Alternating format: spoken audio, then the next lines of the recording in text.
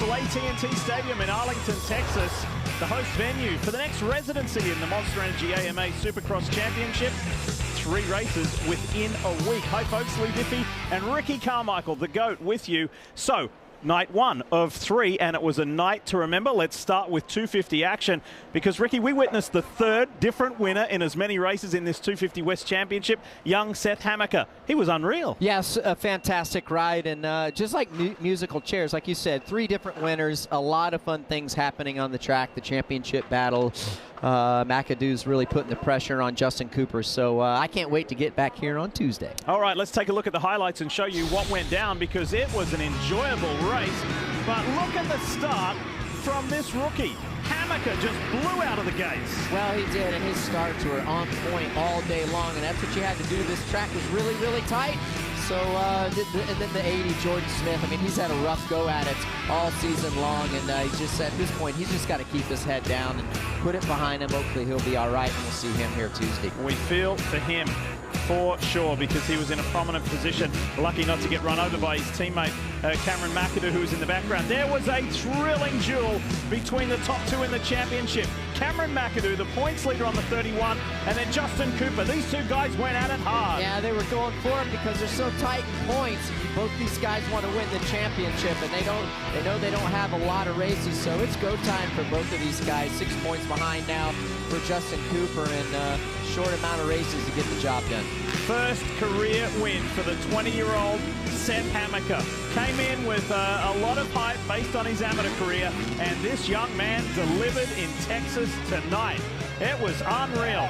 So back-to-back weeks with brand new winners, McAdoo in Daytona and Hammaker here in Arlington, Texas. Unreal for the Monster Energy Pro Circuit Kawasaki team. So that fall, by the way, of Justin Cooper, Ricky mentioned the points differential is now 6. That was on the last lap, by the way. Cooper making a last-ditched effort to try and get by McAdoo. And Hunter Lawrence got his first podium, and he leapfrogs his way into 3rd in the championship points. We're going to chat with Rutledge Wood, Daniel Blair, and Will Christian. Will, what did you make of that 250 main? It was fun. Wasn't it, Lee? That was a lot of fun there, and it came, like you said, right down to that last lap there, and Justin Cooper just not able to make it happen.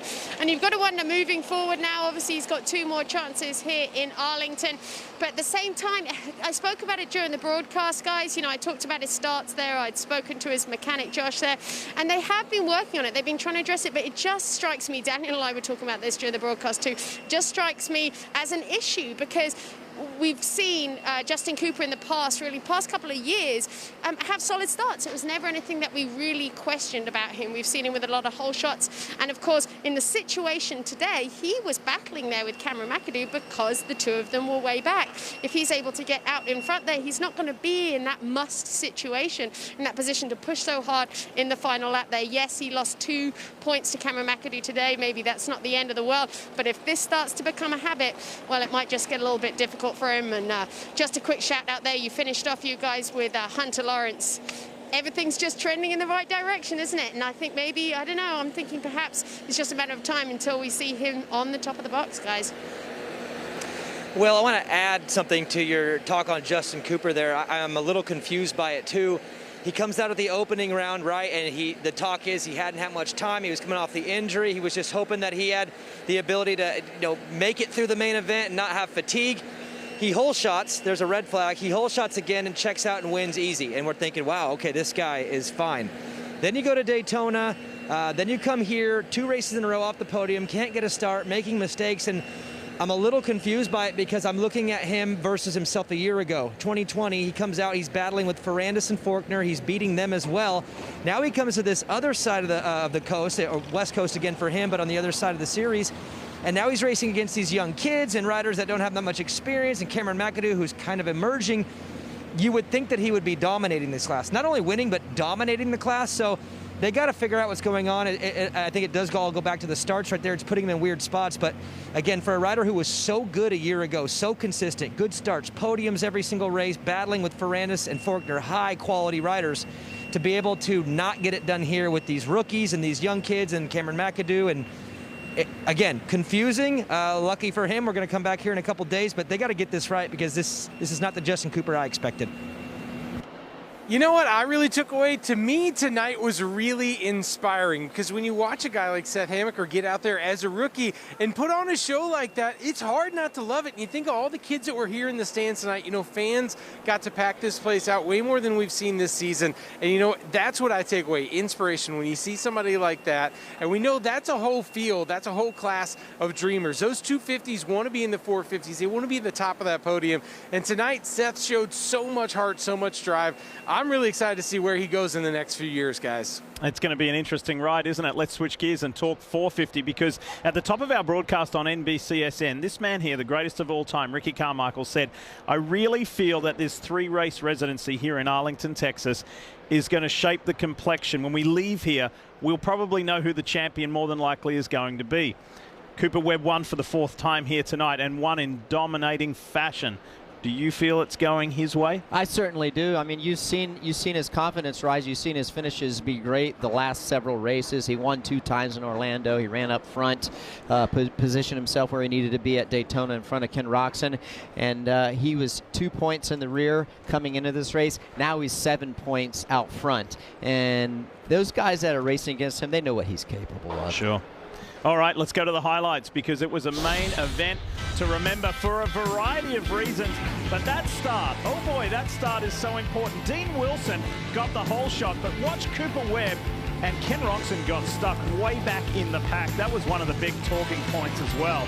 But look at Webb on the right-hand side, bike number 2. Yeah, he knew how important it was to get out to the lead. He didn't want to be held up by Dean Wilson right there, number 15 Rockstar Husqvarna, and really, this guy was in his own league, out in the lead, just logging laps as if he was on a day at a practice track. Led every single lap of this main event. Most of the time he had about a 3-second, 2.5, 3-second, 3.5-second advantage. It was very comfortable. That was clinical. Considering the hard blow this racetrack and this venue dealt him a year ago with that back injury, tonight was a night to savor, and he takes the championship lead for the first time this year, as Ricky said, with now a 7-point advantage. Justin Barsha got on the podium, by the way, so too did Jason Anderson. So really good nights for those guys. And Barsha's actually starting to now catch the reigning champ, Eli Tomac. We're going to go around the roundabout again. We're going to start with Will Christian. That was a pretty good one tonight, Will. Yeah, wasn't it? And of course, as you guys said, it really shakes things up. And if you're Kenny Roczen, I try to put myself in his head. A difficult thing to do, obviously, but you've got to wonder how you reset from this. We heard from him after, you know, our 3 podium interviews there with Daniel, and he says all the right things, and we know how hard he's worked on his psyche this year, and we've seen how that works for him. We've seen the results from it. But wow, do you have to dig deep on this one? Because you've got to wonder, if it were anybody else apart from Cooper Webb, would that be an easier mental hurdle to get over? But it is Cooper Webb. He knows what he's capable of, and the guys have history as well. So does it make it that much harder for him, is my question. He said he hadn't been on the podium. He's got to get back up there, and it's very true. And there have been reasons. It's not like, I rode bad. There's been reasons as to why this has happened. So can he really clear that aside against the likes of Cooper Webb and reset there? And guys, good to see a little mix up on the podium there with Jason Anderson. There, a couple of aggressive passes. I don't know how you feel about that, Ricky, there at the end of it, but a sense of urgency was what I got from Jason Anderson there. Don't you think so, Daniel?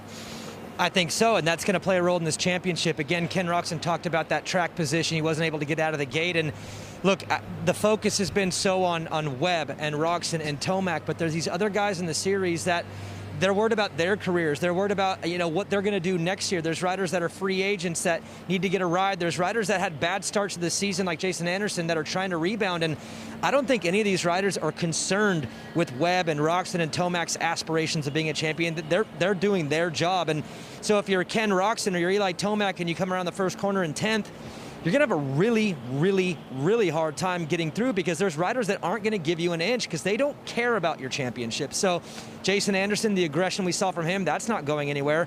Malcolm Stewart, again, he goes down, but he's been really good in those moments. Plessinger is now emerging. Barsha has just been the guy that figures it out and gets on the podium more times than not. So if you're Webb, if you're Roczen, if you're Tomac, who I personally think is out of this championship, you got to get the start, because you're not going to have an easy time getting through a field of riders that are not giving an inch. Daniel, my big takeaway this weekend was Aaron Plessinger is here for real. We saw a total change in him, right? After he got that podium in Daytona, then he picked up a 450 heat win. He said, I'm going to be on the podium. He got close, right? 5th place, pretty great for him. But I think what we're seeing is a person realizing he's supposed to be here. He's supposed to be up front battling. The fans reacted to it in such a great way. And again, that battle with Cooper Webb, even Barshi was a little off there. It couldn't get to him enough. But man, what an exciting evening to be Aaron Plessinger and realize, you know what, I'm supposed to be here. And I think we're going to leave Texas and he will be on the podium before we do, guys. And Rutt, that's such a good point because he said that after Daytona. He now feels he belongs at the front of the 450 field. And folks, the good thing is we don't have to wait too much longer for more racing in Monster Energy AMA Supercross.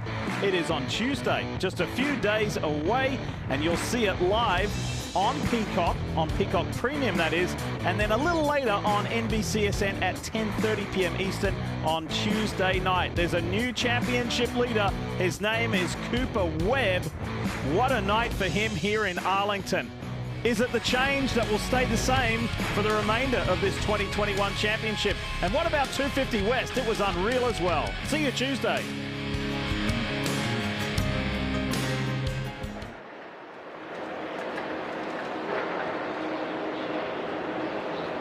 Hi, I'm Will Christian, and thank you all so much for watching. I'm here to remind you to hit subscribe for all the latest Supercross news and highlights. And of course, don't forget to sign up for Peacock Premium. That is now the new home for streaming for all live Supercross events all season long.